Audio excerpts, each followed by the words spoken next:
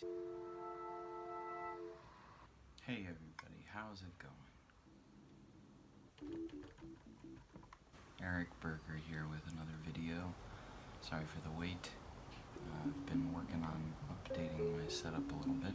We're going to take a look at this Novation Xio25 that I bought several years ago.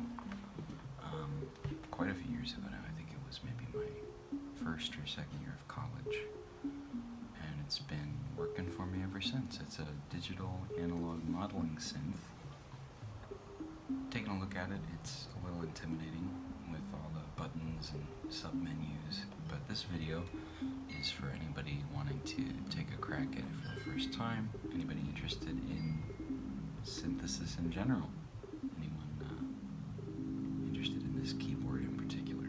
So anyway, with that we'll get started and let's see what we got. Head into the waveform section right here and the oscillator section right here.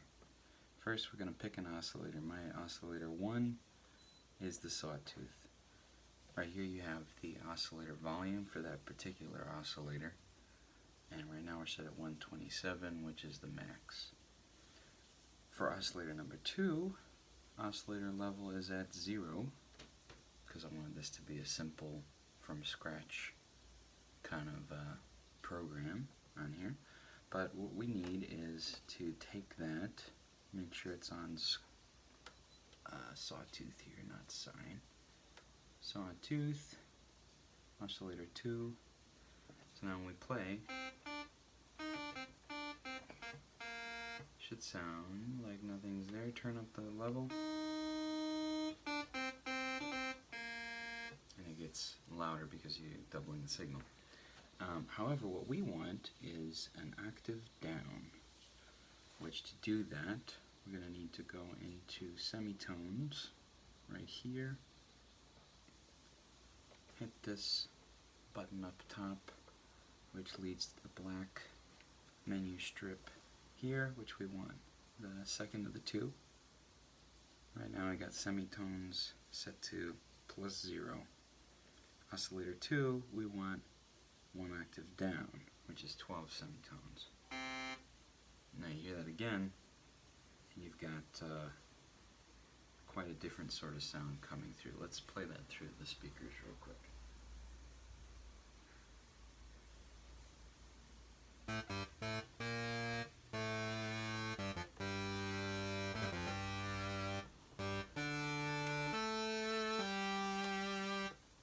Very different sort of sound.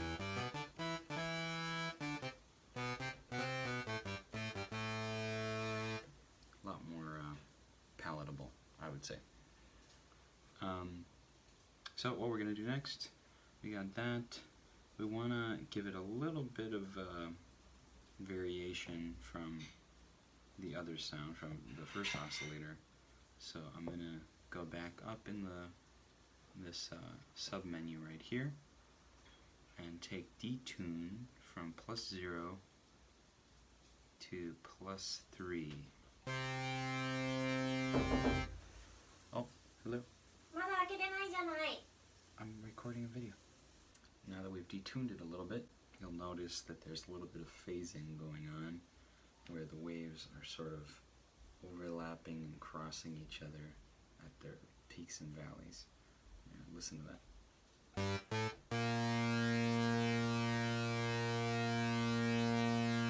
Like that, kind of like a, I don't know, like a ribbon or something blowing in the wind sort of feel.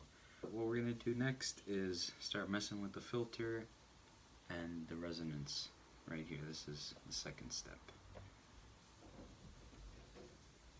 First off, I want to get into filter frequency, and you're going to pull it, should be at 127 from the get-go. You should pull it all the way down to 0 and try and play something. Probably won't hear anything. If you turn it up just a touch to, let's say, 20. Still might not hear anything, but you can hear a little something. Now try turning it up to 100.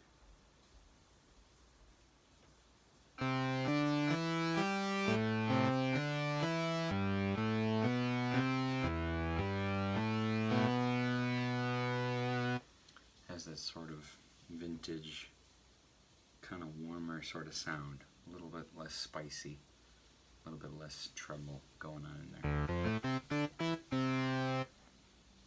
And turn all the way up. And turn it almost all the way down.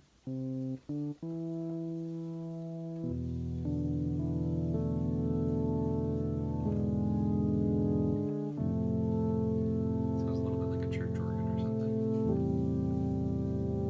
Anyway, the key to this is finding the sweet spot where not only you get the tone you want, but you also have the best amount of variety between the sounds that you're playing. So, for example, if it's all the way down, like, I don't know, barely can hear it at like 35, and pull it up all the way to 127, sorry.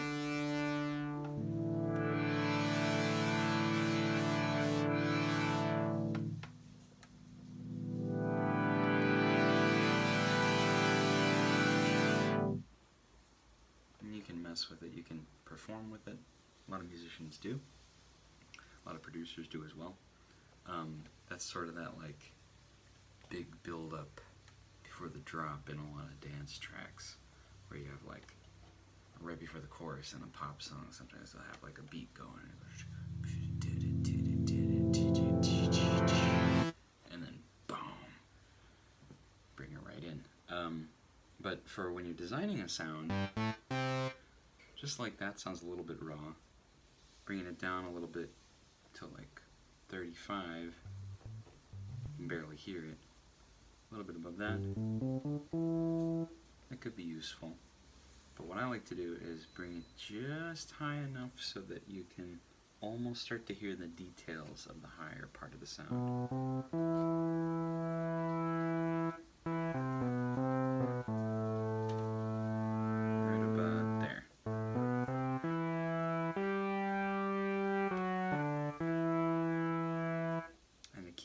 Here, the catch, if you will, the gimmick of any good filter, the meat and potatoes of it really, is the resonance. Now, every different filter has different types of resonance, different circuits create different sorts of sounds when you apply the resonance, and this particular one, I believe, is all just digital, it's a simulated resonance of some other synth, most likely. But what it sounds like is this.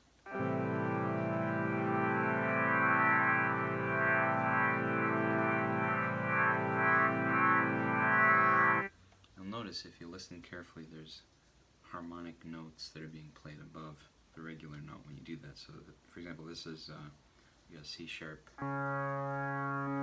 When you play with the resonance turned up, you have, I can hear like an octave up and maybe like a fifth down. I guess that's a fourth. Anyway, sorry, that's probably really jarring to hear through the headphones. But yeah, the trick to getting a really nice fat kind of sound, or really aggressive kind of sound, or whatever you're looking for, is to balance the frequency, the filter frequency, and the resonance. If you have the resonance all the way off, it's kind of flat. Sometimes that's good for like pads and stuff.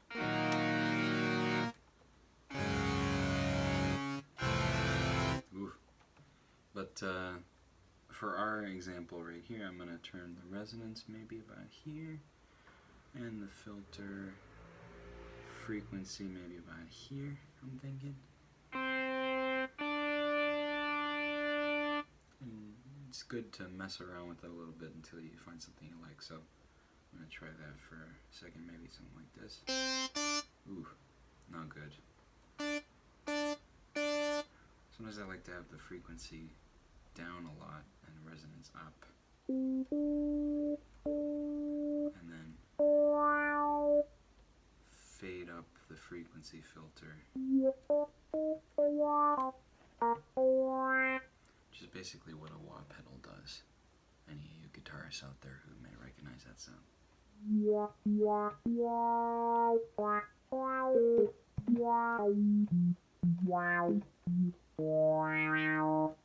Anyway, so find something you like, try to tweak those in a little bit,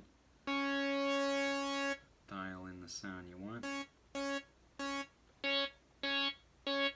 think I'm going for something sort of like this.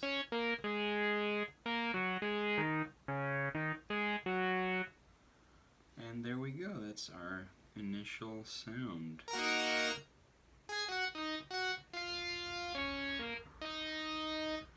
If you want, you can go back to the oscillator level and the detune function right up here, and you can start changing the balance between the oscillators. If you want the bass beneath the regular tone to be quieter, you can go in and sort of cut that out, pull that out, or you can fade it in and out while you're in the middle of performing. That's fine too. Interesting effect there. Gives it a more full sound, especially for a lead tone.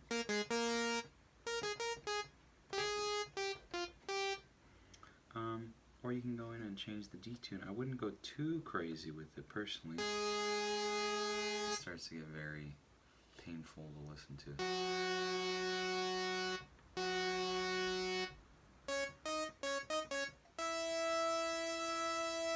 Somewhere around 3 to 12 or so is the most I can handle. You can of course go -3 or +3 with that. Has roughly the same effect.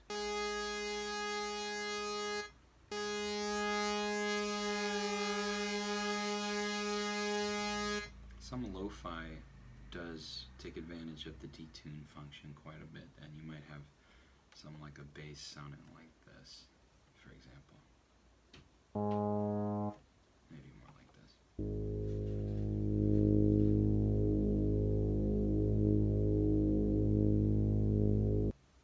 There's a track I know that has a bass similar to that.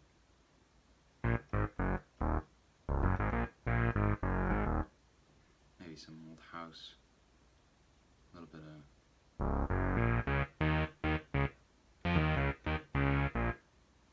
old school techno maybe.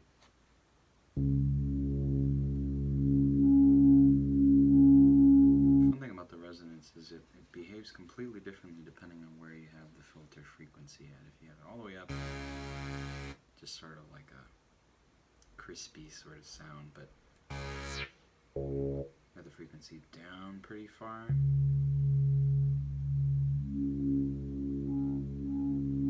you get all that nice harmonic range going on there.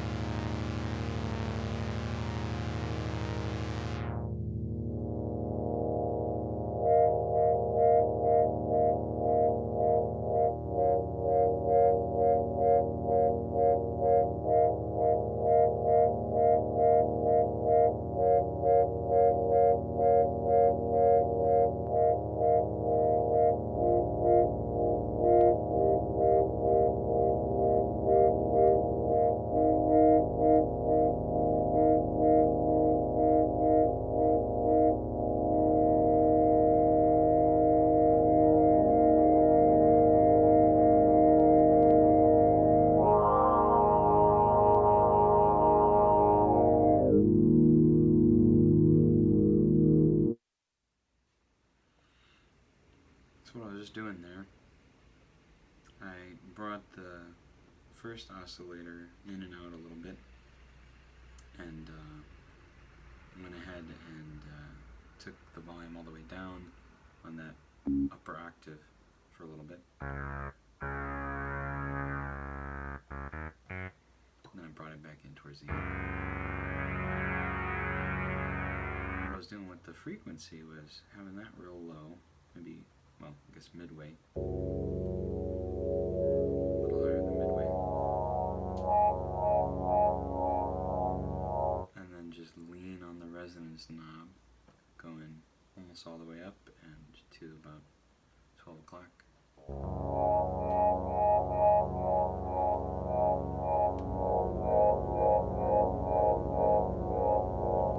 And create a nice, real nice effect. That's about it for today. Thank you guys all for watching. This video was recorded over a couple different days. You might notice the shirt or the hair, but just thought I'd give my first tips on how to use the Novation Xio25. Hope you guys find that helpful. If there's enough interest, I might make a part 3 and 4 of the things I know about the synth. It's pretty versatile, and I've enjoyed using it for quite a while now. So anyway, thanks for watching. See you later.